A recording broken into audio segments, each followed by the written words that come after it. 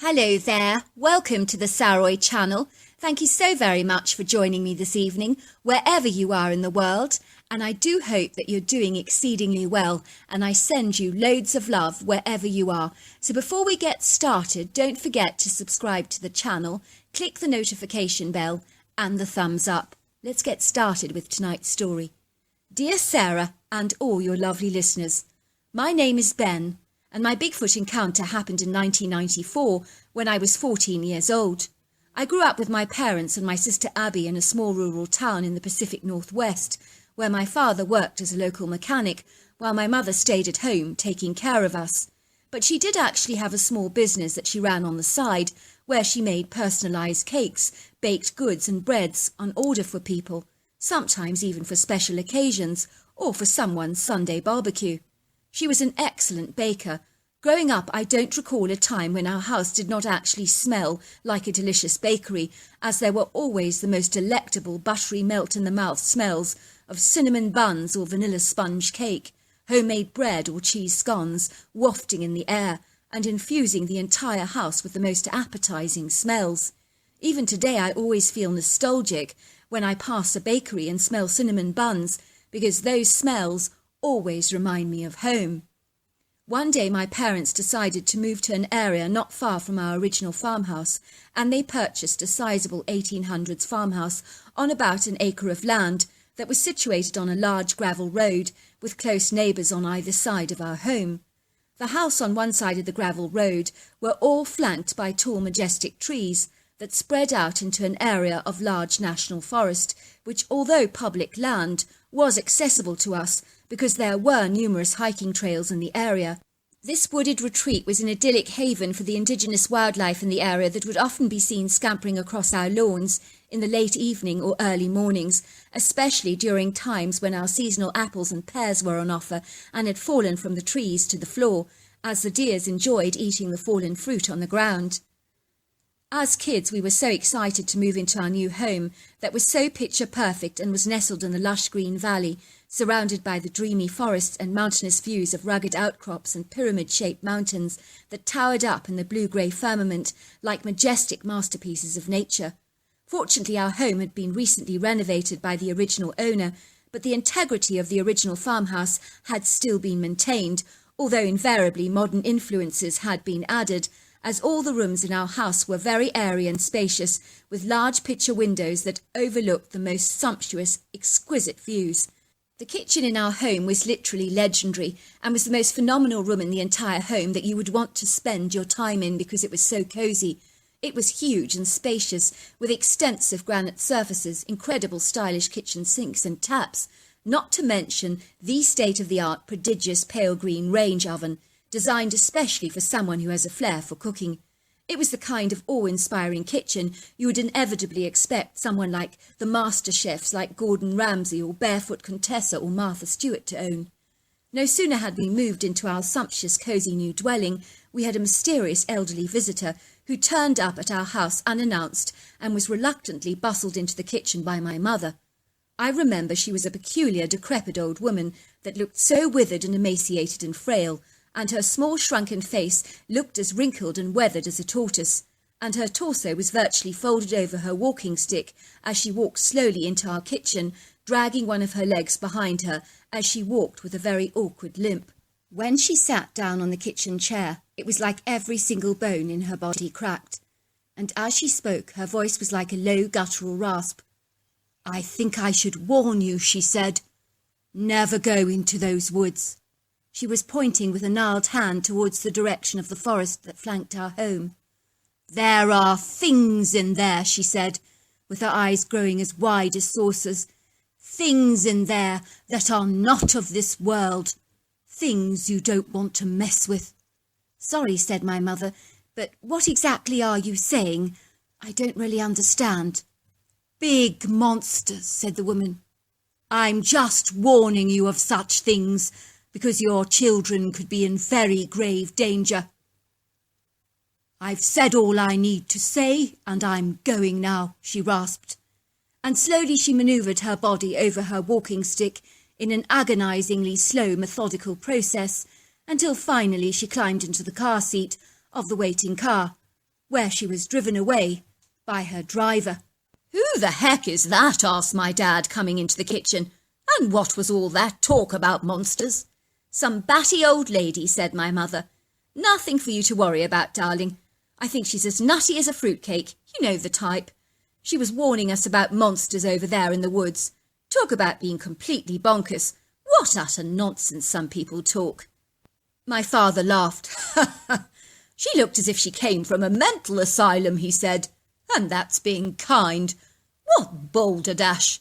There's nothing dangerous about that wooded area, for goodness sake. It's accessible to hikers and dog walkers, and it's a perfectly safe retreat. Granted, you might get a coyote or a bobcat from time to time, but during the day those kind of predators, I think they stay clear of humans." "Exactly right," reflected my mother. "Still, you have to admit it's rather odd her visiting us like this out of the blue. I've no idea who on earth she is, because I've never ever seen her before in our part of the world. It's decidedly odd." Soon the episode with the strange old woman had all but been forgotten, and as kids we were actively encouraged to play outdoors, especially when my mother was busying herself baking in the kitchen and wanted us out of her hair. My sister and I loved hanging out in the woods because it was so lovely and peaceful in there, and the trees were so tall and imposing, with colossal trunks that towered up in the sky like masterful green giants. My sister and I adored touching the moss-covered trunks and feeling the rough bark under our fingertips, because the trees were well over 300 years old, and when you touched them it was like you were picking up the energy of former generations that had frequented the woods long before we were ever born. That was a very sobering thought. The forest consisted of indigenous red alders, spruce, hemlock and Douglas fir trees, and its sweeping floor was covered in pretty green foliage, and there were long, clear, man-made dirt trails for walkers or cyclists to go and explore. So occasionally we did encounter a dog walker or a lone jogger in the woods. There was also a stream that zigzagged through the area and even accessed the far end of our neighbour's property. So when our cranky avant-garde neighbour was not around, we invariably enjoyed paddling in the stream and throwing pebbles into the water. The crotchety neighbour was a cantankerous, fractious man who was in his late 40s, but very grumpy, peevish and bad-tempered, and he would always shout at us if he ever caught us playing on his land. It was clear he hated and despised kids, but my mother told us that he was never congenial to any of the locals in the town, and was pretty rude to almost everyone he met. One day my sister and I learnt that he'd recently got married to a mail-order Russian bride that he'd surreptitiously brought back from Russia to North America, and we had heard that she could barely speak a word of English. My mother wasn't surprised that he'd gone to Russia looking for love, because she said there was unlikely to be a single girl in America that would be willing to marry the condescending, ill-humoured bully. When my father had asked him in a chance encounter what married life was actually like, he told my father that Russian girls were good because they knew their place in their home, were domesticated, and my father discerned from the anomalous, peculiar revelation that the poor girl probably waited on his every need, hand and foot. My sister and I were so curious to see what this Russian girl was actually like, because our tetchy, horrible neighbour pretty much kept her hidden away in his home, far from the prying, gossiping and speculative eyes of the townsfolk. So one day my sister and I tiptoed past the stream and hid behind a boxwood bush in the neighbour's yard, in very close proximity to his open-plan house, to see if we could see the Russian girl from the glass-sliding windows of the living area. It would seem that our wish was actually granted, because we witnessed the pretty Russian girl coming out into the yard and hanging a whole bundle of washing on the line. We noticed that her arctic blue eyes were so red as if she'd been crying, and she seemed pale and emaciated, and her blonde hair hung in a lifeless heap on her shoulders, and it looked as shabby and wretched as she did. The only way I can describe her appearance to you is like a pretty apple blossom tree that had been planted in poor soil, so she looked faded, undernourished, and lacking that healthy youthful radiance you would expect to usually see in a young girl of her age. I could tell at once that this poor girl looked desperately sad, and furthermore she was easily 20 years younger than our neighbour, which meant he had married someone half his age. We could hear the loud booming voice of our grumpy neighbour coming from inside the house. "I cannot find my socks," he screamed, and the frightened girl ran into the house to rectify and redeem the situation. My sister and I stared at each other in astonishment as we heard this huge commotion going on in the neighbour's house, and we could hear this thrashing sound and the agonizing screams from the young woman, as if she was being beaten up by this hostile, vindictive, cold-hearted man. "I told you he was nasty," I told my sister. "He's clearly beating up the poor girl. I bet she wished she'd never come to America." Over the next few weeks, my sister and I spied on our neighbour to keep an eye on the poor Russian girl, as we felt incredibly sorry for her being married to that awful man. Over and over again we would hear raised voices and female cries, almost as if she was in distress, until one day the volatile voices stopped completely. We never saw the young Russian girl ever again after that. That was when I was almost certain that our neighbour had murdered her, especially when I went through his dumpster to look for some evidence, only to discover that Mr. Wolf, our neighbour, had surreptitiously thrown away some woman's clothes, handbags and other female items that I knew must have belonged to her. As far as I was concerned, it was all incredibly suspicious. Why would he be discarding her stuff like this, I wondered. Of course, when you're a young kid, you're never taken very seriously by your parents, so when Abby and I told our parents that the neighbour had murdered the Russian girl next door and stuffed her clothes in the dumpster, my parents only laughed at us and told us to stop being so dramatic. "You know what Mr. Wolf is like," she told us. "He's a miserable old man that's keeping that poor Russian girl squirreled away in the house so that the gossips don't have a field day discussing her. I gather he took her to Las Vegas recently for a few days, far away from the prying eyes of the townsfolk. If she's thrown anything away in the dumpster, I wouldn't worry about it at all. It's possibly because he brought her a whole new wardrobe while she was in Las Vegas. I'm sure he spoilt her rotten when they stayed at the Waldorf Astoria. Lucky thing! I wish your father would do something romantic like that and take me to Las Vegas." I wasn't convinced my parents were right, but when my dad had bumped into Mr. Wolf shortly after my conversation with my mother, he surreptitiously asked after his Russian bride. Apparently Mr. Wolf had said that things had conked out and that she'd finally returned home to Russia. My father had expressed how sorry he was, but Mr. Wolf had said that being married to a Russian had been a living nightmare. "Very difficult woman," he conveyed. "Very strong opinions about absolutely everything. Don't ever marry a Russian, let me tell you." When my mother heard about the Russian girl and that she'd absconded back to Russia, she said, "Who can blame the poor girl fleeing back to Russia? I mean, she came to America for a brand new life out here, and the vile man hid her away from everyone in the town. He's a cantankerous, miserable sod, and quite frankly, she's well rid of him." Fast forward a few weeks, and life had gone by speedily, and during a hot summer's day, my sister Abby and I decided to play in the woods, because it was so cool in there, and we could get some welcome relief from the sweltering heat that had hit everybody in our small town exceedingly hard, and one elderly lady we knew about had actually passed away from sunstroke. It was a very bad heat wave that had left tempers frayed and people on edge. Even my normally efficient mother could not bear being anywhere near her oven range, because the heat inside there was just too terrible, so people were actually ordering ice cream from her instead of cakes, because she was refusing to bake. "Let's go to the stream," my sister suggested, but not to the area that meanders through Mr. Wolf's land. We knew that it would require a little further walking to get to that part of the stream where the water was invariably deeper and so much more refreshing. We would have a little dip in the water once we got there to cool ourselves down, and then we would make our way back home. When we finally reached the stream after a long, tiring, rather brisk walk, we saw someone peculiar wearing a fur suit standing in the water, and the first thing my sister Abby said was, "What the heck? Who in their right mind wears a fur coat in weather as swelteringly hot as this?"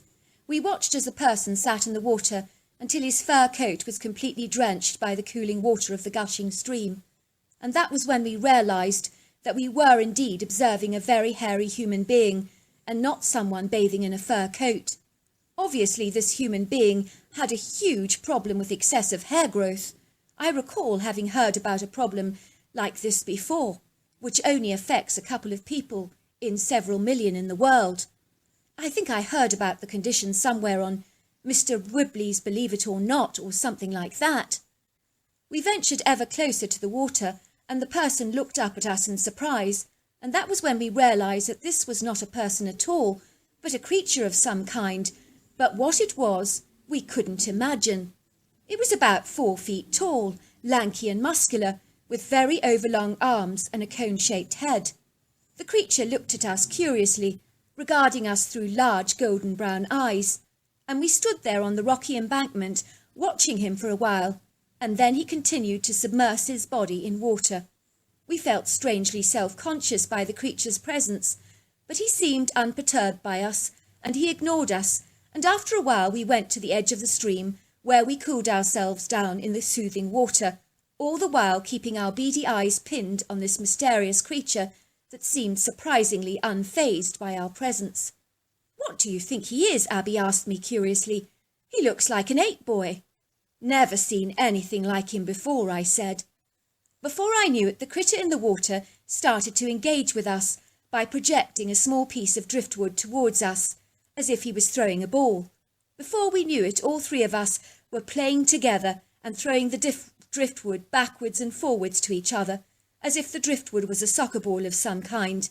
And we were having so much fun that after a while the awkward reticence and painful shyness that we invariably initially felt all but dissipated and was overcome, and it was as if we were playing with another kid of our own age, and Abby and I were both warming to the creature immeasurably, who seemed very congenial and very interactive.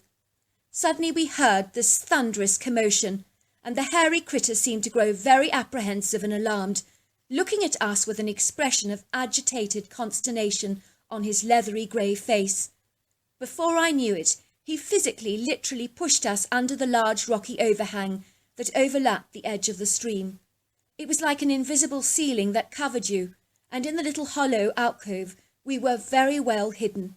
We heard this mighty booming sound getting ever closer and closer to us, and it was almost like the ground was experiencing a mini earthquake because it vibrated and shook. Then emerging through the brush and standing over the rocky embankment, we observed the most colossal critter you could ever imagine possible. He was Herculean in size, a giant-sized version of the little critter that we had encountered, but this thing would have made a grizzly bear look very small. At a speculative guess, I would say that this titanic-sized beast was easily over 1,000 pounds, 11 foot tall and 4 foot wide, covered in shaggy brown hair. I knew at once why the critter had hidden us from this monstrous being, whom I realised at once had to be his dad. We watched in stupefied horror as the strange creature spoke in a peculiar gibberish language to his son, in a raised tone of voice that was of a very angry, aggrieved father. He dashed down towards the water's edge and dragged his son out with his overlong arms, and continued to assault him with a barrage of very annoyed-sounding gibberish. We could see that the poor critter's father was indeed a very big bully, and the little critter hung his head in shame as if he'd been well and truly reprimanded. He did not dare say a thing back to his dad, but kept his head lowered to the ground in a very submissive position, which seemed to calm down the feisty, agitated male. I knew at once, if the creature had seen us, his poor little sprog would have invariably been in heaps more trouble. I would go so far as to say that, should that big creature have actually encountered us, he may have indeed caused us grievous bodily harm, if he'd actually seen us, that is. Abby and I were terrified of the large hairy humanoid, and I could even hear my sister's heart pounding violently in her chest as she clung tightly to me under the rocky overhang, drenched in beads of her own sweat. I was too shocked by what I was seeing to be remotely afraid, but believe me, for a long time after that event, I would suffer from delayed anxiety on multiple occasions. It was only later that I recalled my mother receiving that strange elderly guest in our home, soon after we'd moved in, who had actually warned us of monsters in the woods. I now knew what she was talking about, because this large hairy monster was a very definite threat. Fast forward a few more weeks, and Abby and I played out in the woods in our usual spot, far away from the area that we had encountered the formidable beast. We were sad, though, not to encounter the little critter again. We never told our parents about the experience, because they would never ever have believed our crazy stories about monstrous hairy humanoids roaming the woods. One day, I kid you not, my dad literally returned from town to tell us some terrible, tragic news. He told us that a dog walker had actually found Mr. Wolf's dead body upstream, in a deeper part of the area. The news gets worse, said my dad, looking very solemn. Right now, Mr. Wolf's house is surrounded by flashing police cars, and the woods are literally crawling with police. They're absolutely everywhere. Are they looking for the perpetrator of this grisly crime? Asked my mother, looking appalled. Please don't tell me that. Don't tell me that the murderer is camping out in the woods. That's it. They think that it wasn't a human that killed Mr. Wolf, but a very powerful, strong bear that was wandering around the woods in the late hours of the night and has long since vacated the area.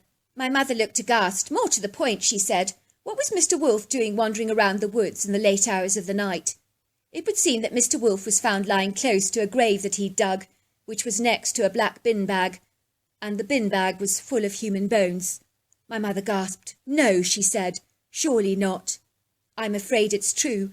It would seem that his Russian bride did not get to go back to Russia after all, as we falsely believed. No, he shot her at point-blank range in the head, and then he left her in a bin bag in his attic until she became a bag of bones.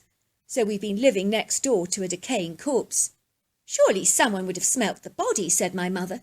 Really, said my dad, like who? Nobody visits the miserable old sod. Well, what about the milkman or the postman?